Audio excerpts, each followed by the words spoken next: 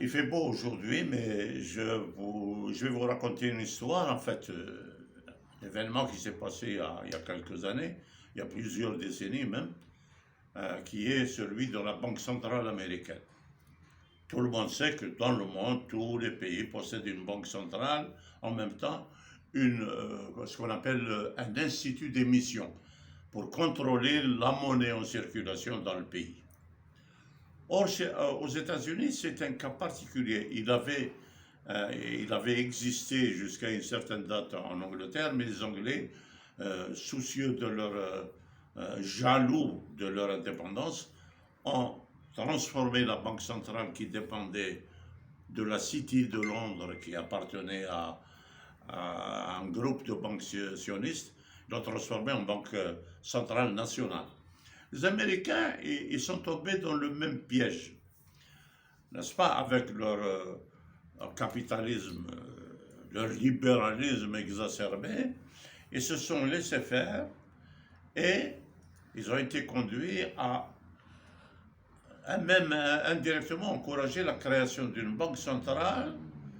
et d'un dollar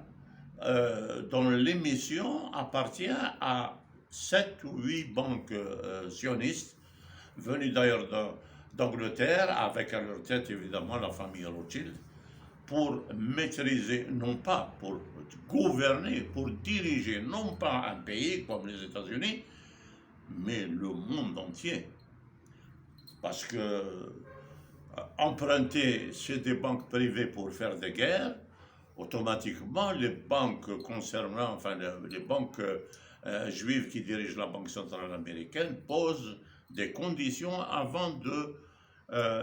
lâcher, d'autoriser justement les prêts au gouvernement américain.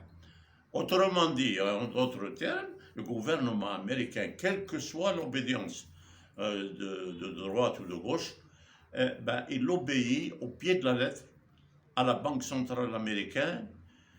qui, elle, détient la plus-value à travers un dollar qui est maintenu depuis 1913, qui est maintenu comme ça artificiellement pour convaincre le monde entier et non pas seulement convaincre, pour imposer la suprématie américaine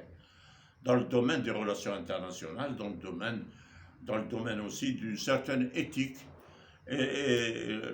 cette éthique-là qui encouragerait le libéralisme au détriment, évidemment, de l'expression réelle des peuples qui composent cette terre et qui,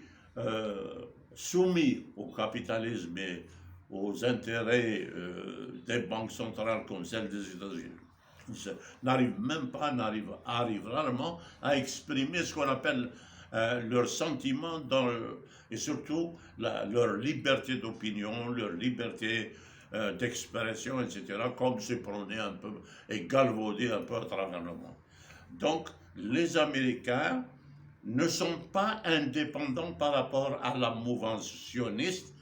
C'est la mouvance sioniste qui dirige l'Amérique à partir de la Banque centrale et son influence sur le dollar américain, donc qui fait des guerres, non pas pour